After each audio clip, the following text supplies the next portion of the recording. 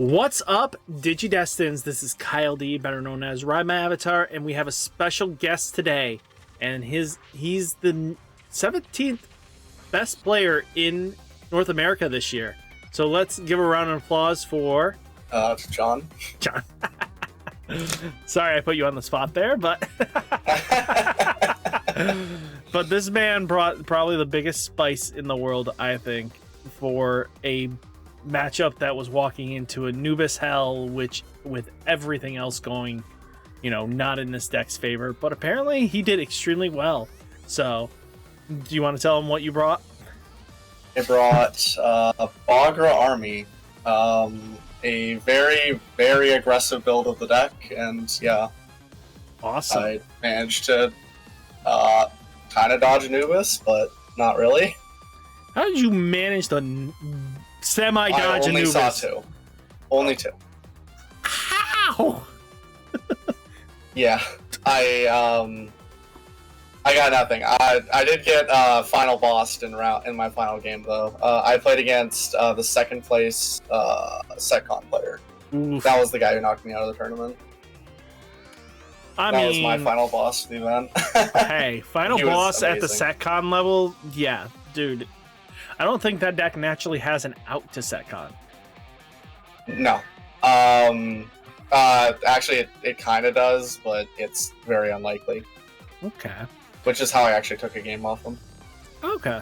So explain to me why you chose to take Bagra over anything else in this tournament that would probably be expected.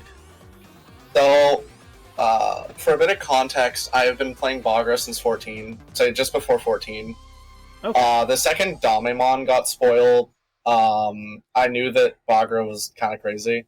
Okay. That was the one thing it had been missing. I tested it back in 11, but the deck was always just needed one blocker. That's all the deck ever needed. And having that one blocker means that I can just basically turn every card in the deck into Leomon from EX1. Oh. And that is so messed up in a deck that basically doesn't pay for anything. That is true. I'm not even paying to put out my Leomons. I'm playing one or two. And they have taxing effects. Yeah, especially if they do anything XYZ. You're just oh, I'm going to punish you for that. Yeah. You get so many people because, people are just not ready to interact in that way either.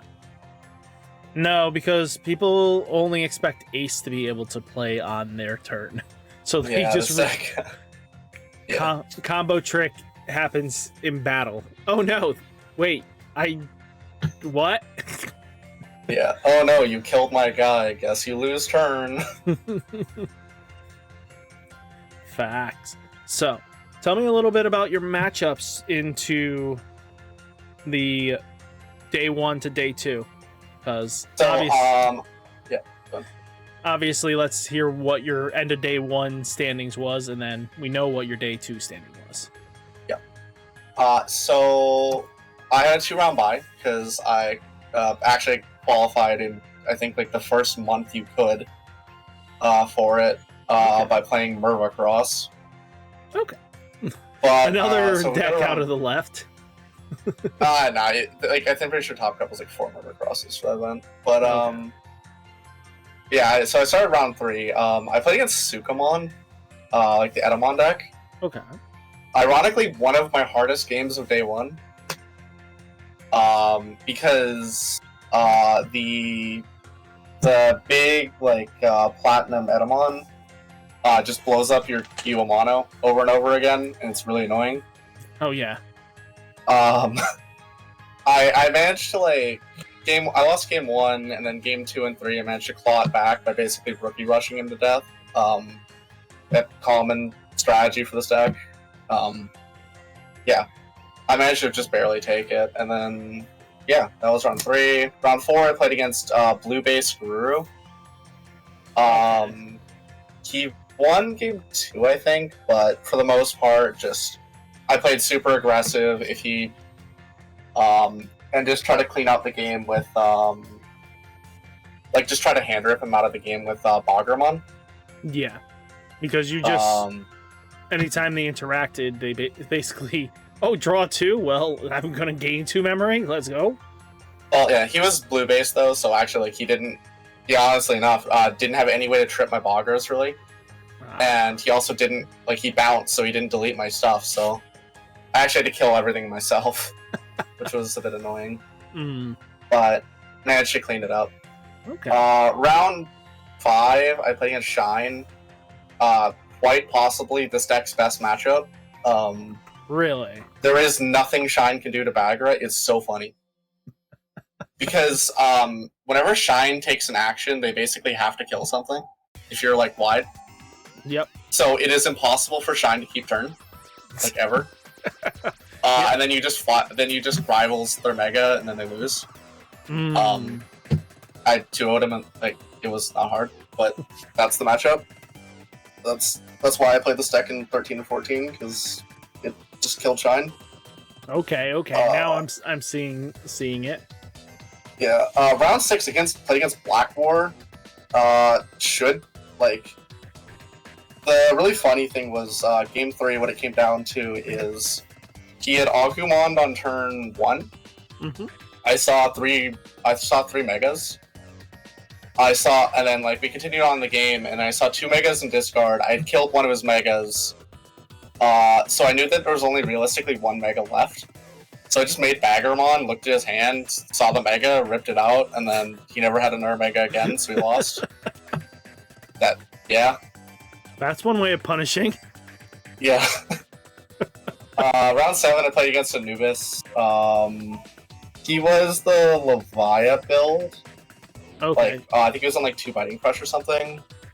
That Leviathan build in the top cut was... Oh, wait, yeah, I wouldn't have known this one. Sorry about that. Yeah. Continue.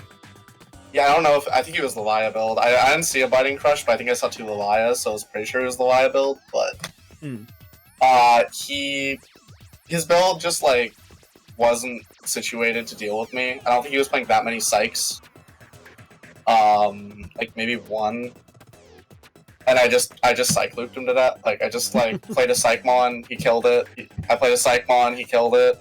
I calling back 2 Psychmons. That was the game.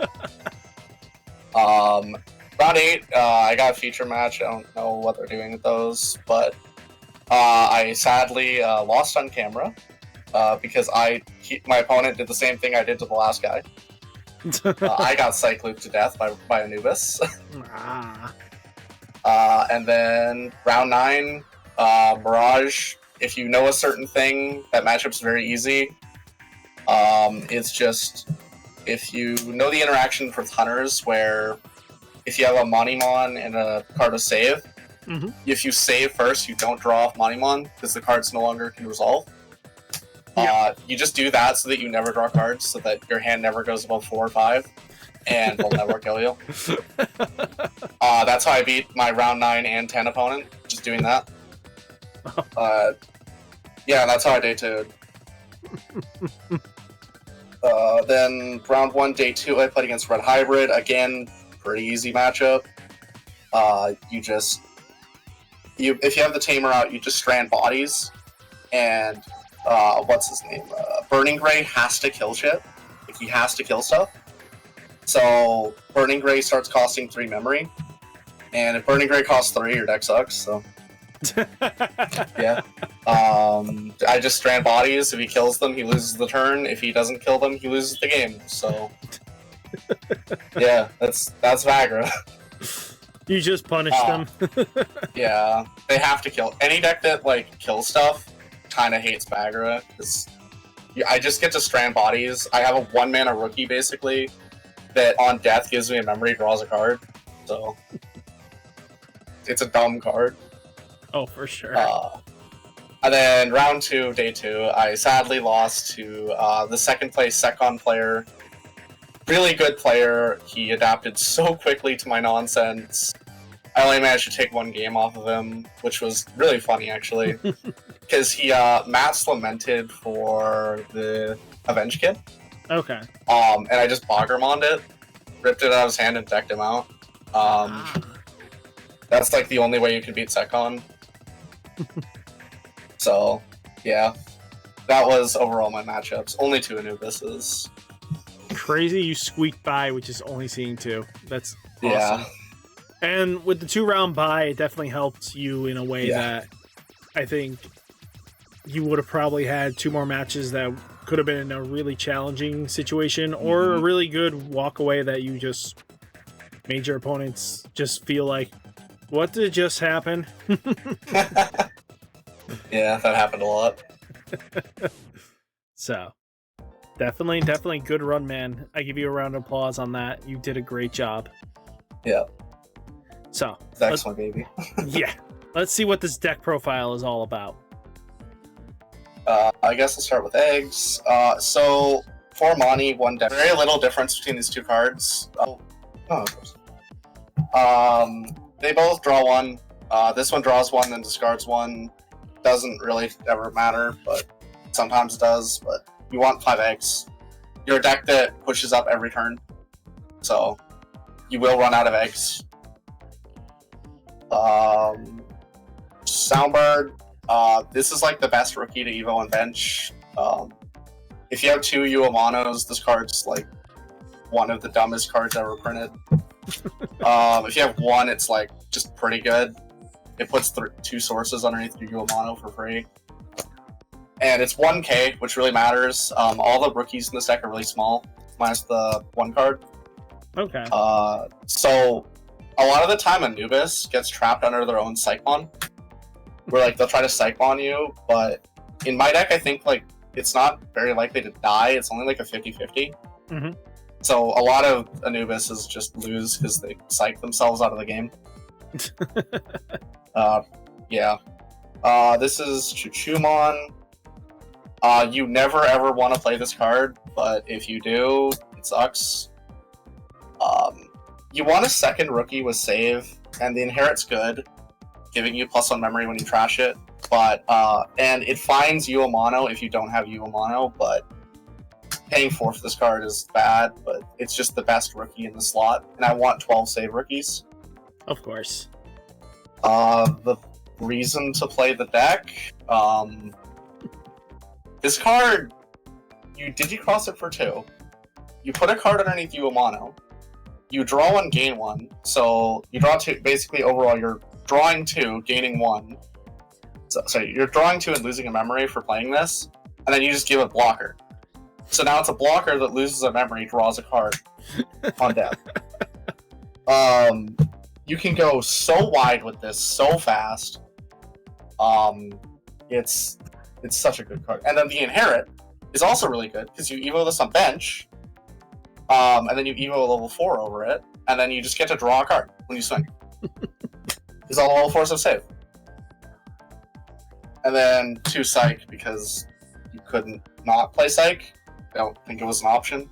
I almost played Ghazi's, but someone in my group like convinced me like please play these. He even lent me them for the event. Okay. Yeah, he saved my butt. This card came up all the time. Oh, it was going to. Its DP actually mattered a lot. The fact that this could kick every 2k rookie is really big. So now we go to level 4s. This was like the funny card. I played 1 Arrestor. If you have 2 Uamanos, if this dies, you save to one of them, you save a Soundbird to the other one. You gain 2 memory, draw 2 cards on their turn if this dies. Nuts. And it has Rush if you put it over Gumdra. Okay. Just wild card. I didn't play more, I almost cut it, but I think 1's fine for this card. You just want to be able to calling for it in late game sometimes. Okay. And like stranding this for reverse red hybrid's crazy. This thing, I regret playing this, but it was okay in testing. Which Daemon is this one? This is the old one. If I don't have a Uamano, play out a Uamano on Evo and draw and play. It's okay. I don't think I used this effect once. It does have the good inherit, so there's that, but this should have been a Leomon. I think at least one of these should have been a regular Mad Leo. Okay. Armed mode, crazy card. Pot of Greed, gain a memory. for your opponent playing a training. Yeah, good inherit. So it costs, you can Digicross one from hand, like any Bagra. So this card only costs 4 most of the time. So a lot of the time I just like played out a Bagra for free and then played this out to make like 2 bodies, or like Evo this over a Gumdra. Just great card. The reason to play the deck, this is blocker Dame. Okay. This deck having blocker means that now I just get to make level 4s with blocker that when they die gain me memory. It turns every card in the deck to Leomon so fast. And it has retaliation, so if I have a rookie on bench, I can just Evo it for 2. And then just swing it in, kill your Mega, draw a card, gain a memory. Seems good. And then I get to save it, and then I get to use Uemano to pull this back out, make a blocker. The infinite blocker loop. Yeah. This card, the promo, I think 3 is the right number, but I could be convinced to play 4. It plays out Uemano from hand or trash, and then saves. This is just like the best thing to strand. One of the best things to strand if you're making a big board, because like if you're going wide, your opponent like Death X's you, and this is underneath. You're like, wow, cool, free Uemano, more stuff. It's just a good card in general, and you get to play so many mind games with this card. Like turn 1, Evo Soundbird, play this out was probably my favorite play of the whole event. Give them 4, but like every deck needs a training and shit anyway, so they would just die a lot of the time. And Troopmon, this is like the big one. If your opponent plays a card out, doesn't matter how, Tamer or Digimon, strip 1, gain 2. You can catch Galgamons, you can catch like anything Luca does is basically invalidated. Shine. Card's just very good. This is like the big taxing guy. I'm surprised you only have him at 3. I would figure you would put him at 4. I liked my level 4 count. The problem is this card doesn't have cross. So you need Uemano to play this out. And he costs 5. I'm comfortable paying 4. I'm not comfortable paying 5. Okay. Was like a reason why he was at 3. Also, I think like you don't need multiples of these usually. Oh, that's back on my stuff. I'm gonna do this slightly over. Death X, because Death X. Okay. Very good card this format, in my opinion. And there's like a lot of insurance with this card. So Soundbird says you can place any purple Digimon underneath the Tamer. So what you do is you put Death X underneath your Uemano. Okay. And then you would Digicross the Uemano and then put it underneath your top card. So that if they Death X you, you would Digivolve into a Death X with blocker. They would lose turn, it would kill their Death X, and then you'd just be winning the game. Yeah, that happened like 4 times. Oh, the unprepared. It's a good card. Yeah. And sometimes you have to do it. That's the worst part. Because I'm so wide so fast, right? Yeah, so they need to go like, I need to clear your board. Death X? Oh, great. Death X is on board. Yeah. Yeah. And then this works with Darkness Bagra, too. There's an awful ruling that I'll have to explain later, but okay.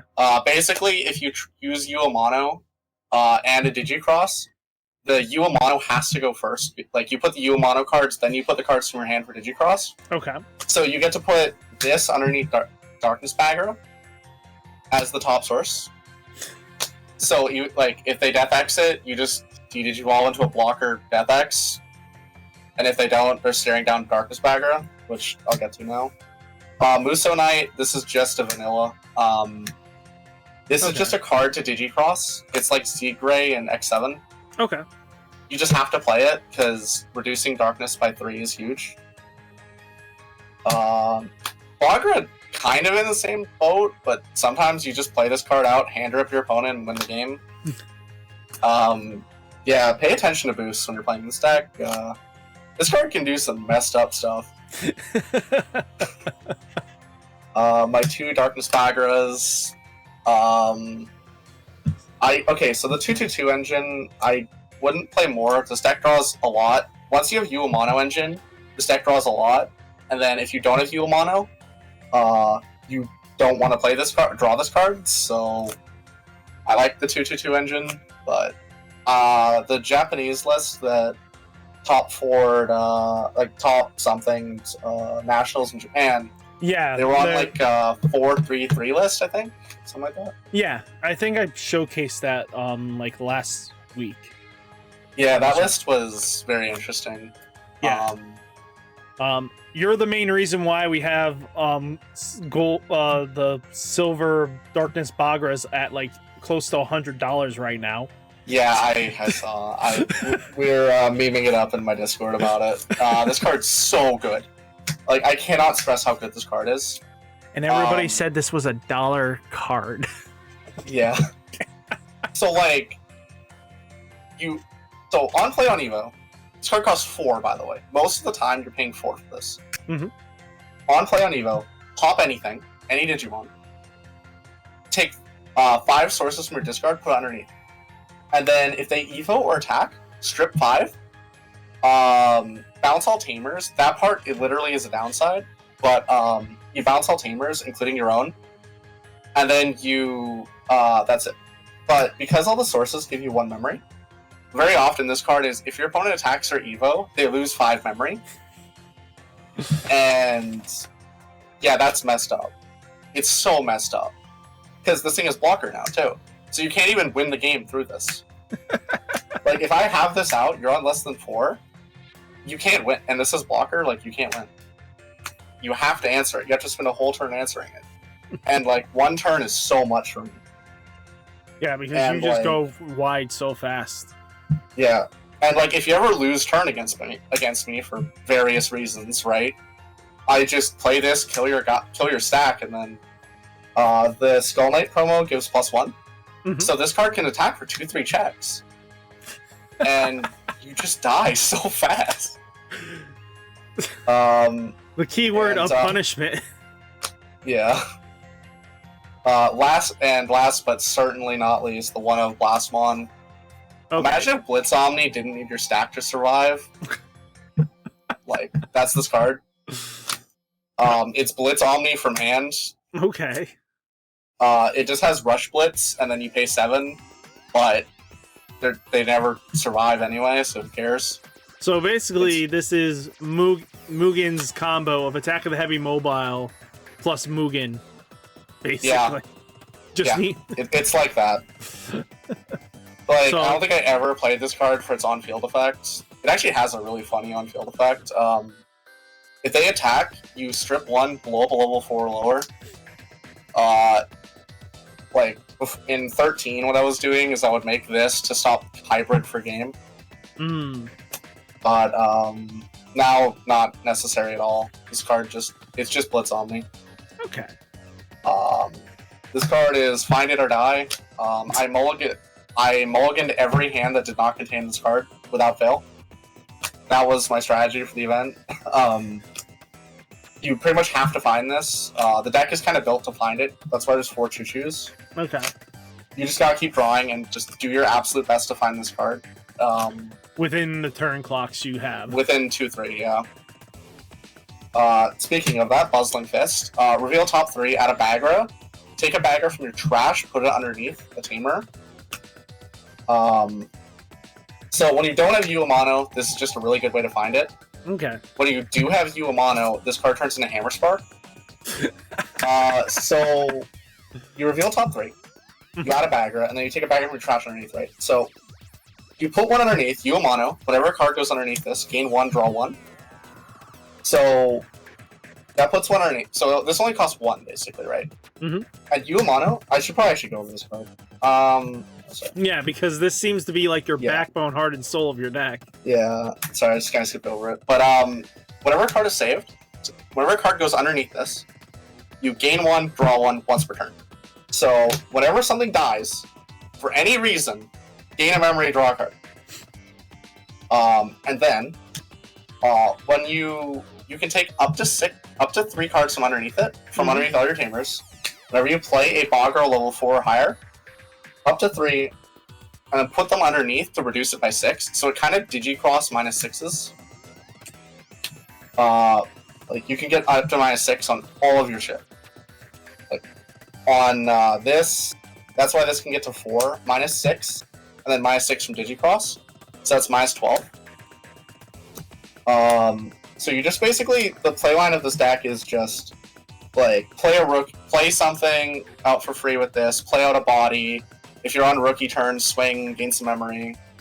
Like, you just keep putting out bodies, and then if your opponent ever kills them, you just punish it by gaining memory. Damn. And that's like the cyclical loop of the deck. And then 3 rivals because so there's no way to trigger this in the deck. You can never delay this. This does not delay it. No, it's one of those hard play, shoot something, it dies. Yeah, it always kills the highest, right? This deck is pretty good at dealing with low-level stuff anyway. Because it just gets blocked. So, I always want to kill the highest my opponent controls anyway. So it's just the best option. And because I don't need to pay for stuff, thanks to you, Mono, I can just play out a body for free and then rivals. I can start at 1, win with Soundbird, gain 2 memory, because Soundbird places 1 and then it dies, I get another 1. So I go to 3, and I can just play rivals, blow up your guy, give you 4. And then I have 2 more bodies because I just use both Monos to play 2 things out for free. And now you're just like behind in every metric. You don't have egg, and then you just lose because I just blast 1 you up next turn. 1 astral. I wanted like a defensive, a 4th rivals kind of effect, but this one's just weird. This one gains you a memory if you check it. Okay. Because it puts underneath you a mono. It puts 3 underneath you a mono, and then you take a Digimon and place it underneath another Digimon. So this is like a resource back. You can put like blockers back. You can put other stuff back underneath your tamer to reuse later, and then just overcome them with like it's just free resources, right? Not as good as rivals, but I wanted a 4th defensive, and I thought this would be funny. Okay. And it was very funny. I can There's see. a lot of funny things you can put underneath it. Your opponent is just not ready for it. No. It's varied, right? So, like, even if they're hiding behind a Death X, you can just shove whatever they're trying to do underneath the Death X. I should also mention, Belf. If you ever play against Belf, there's a really funny thing you can do to them. Okay. Explain this. I just want to mention this because it's really funny. If you have 2 Uomanos, you just make 2 bodies. You pass to your opponent. Belf will like strip and then kill all level 5 or lowers. You take their turn. They no longer have protection, and then you just rivals their mega. The classic. Oh, you're doing your natural thing. Oh, now it's back to my turn, baby. Let's really play this game. Yeah, and then Deathclaw, your answer to Cyclone, your answer to everything, basically. My stuff survives security, and I want to make a darkness for 4. Play this card. It's literally free because you get back the memory when the guy dies. So it's just such a good card. I would play 3, I think, if I could like change my list again. Okay. I would have played 3. I think this card should have 3. So what card? We'll go over. Yeah. We'll go over what you would have taken out to make those changes.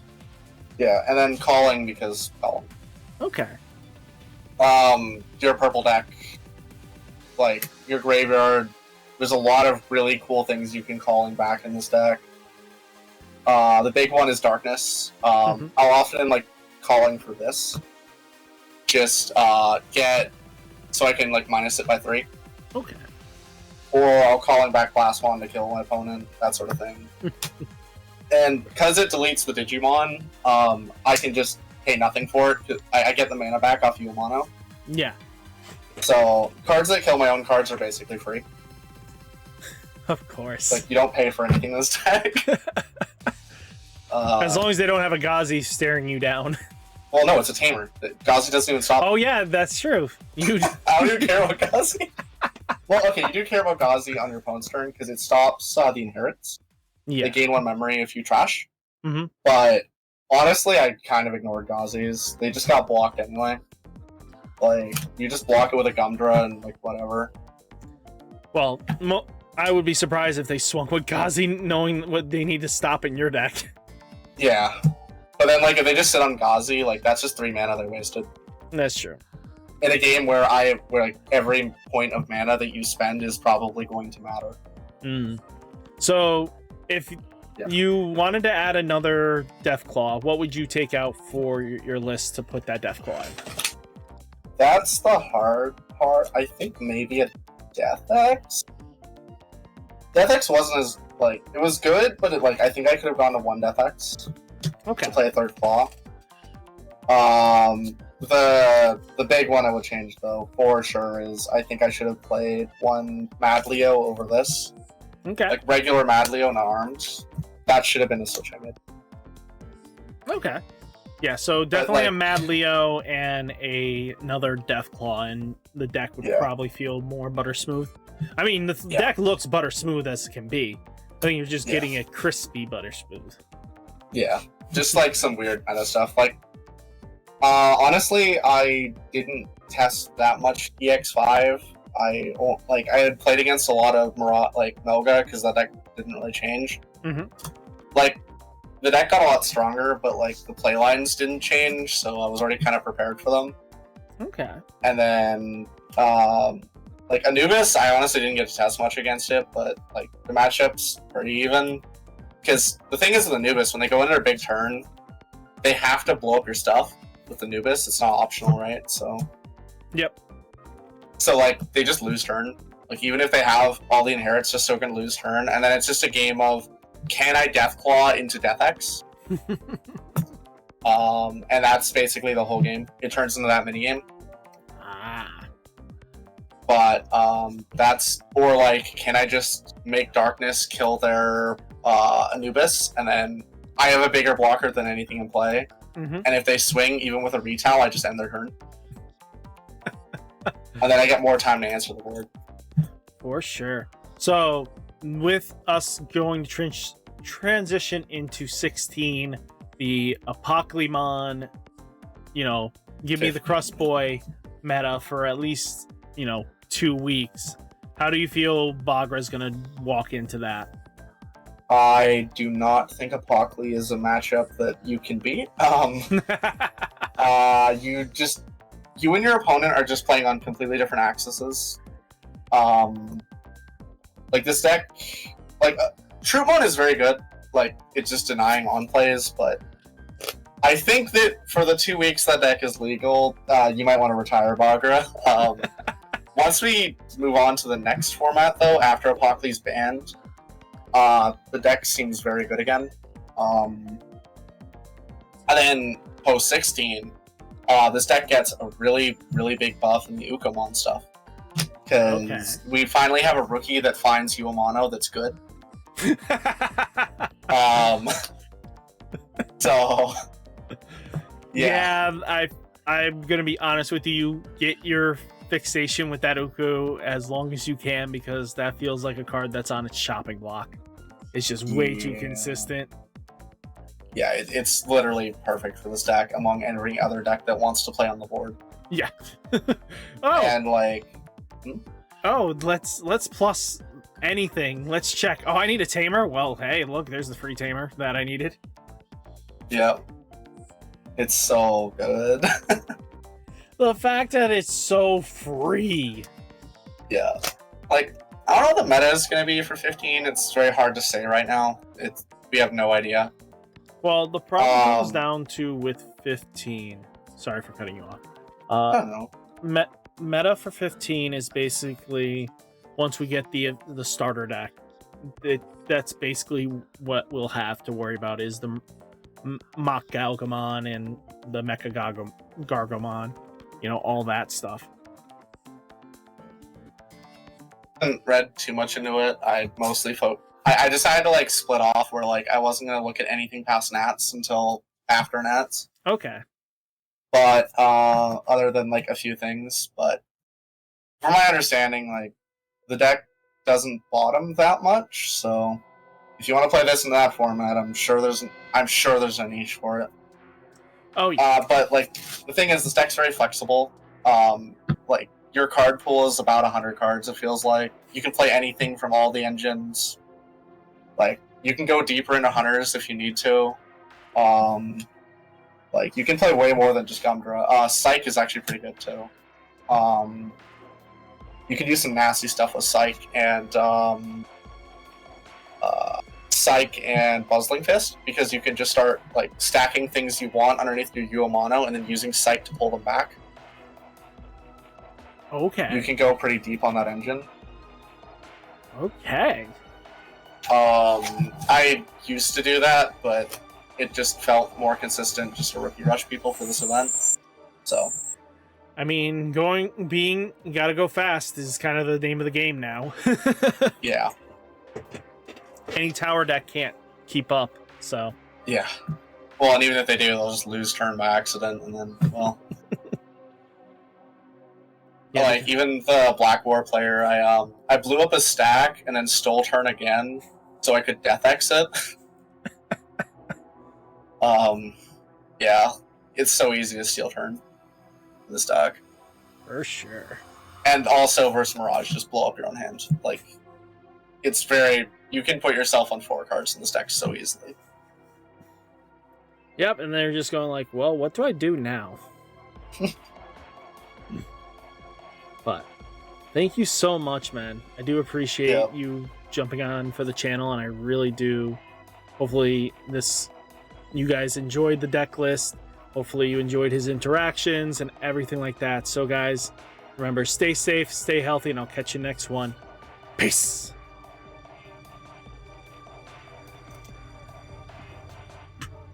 Much for the interview.